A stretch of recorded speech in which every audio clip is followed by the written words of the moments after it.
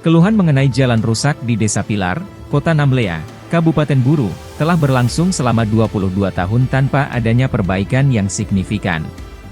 Kepala Dinas Pekerjaan Umum Kabupaten Buru, Siva Alatas, memberikan penjelasan terkait alasan di balik lambatnya proses perbaikan ini. Dalam wawancara dengan tribunambon.com, Alatas menyatakan, pemerintah daerah sebenarnya telah berupaya memperbaiki jalan di Desa Pilar.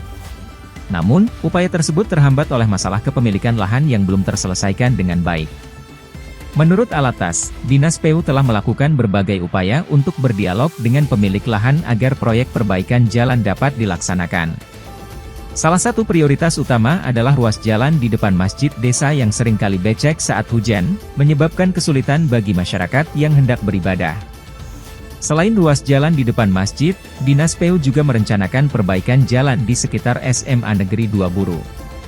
Area ini sering dilalui oleh siswa dan masyarakat, sehingga kondisi jalan yang rusak sangat mengganggu kegiatan sehari-hari. Alatas berharap, agar pemilik lahan di Desa Pilar dapat memberikan itikat baik dengan memberikan izin untuk perbaikan jalan. Agar proyek perbaikan jalan dapat segera terrealisasi demi kenyamanan dan keselamatan masyarakat. Dengan adanya penjelasan ini, diharapkan masyarakat Desa Pilar dapat memahami kendala yang dihadapi pemerintah dalam upaya perbaikan jalan.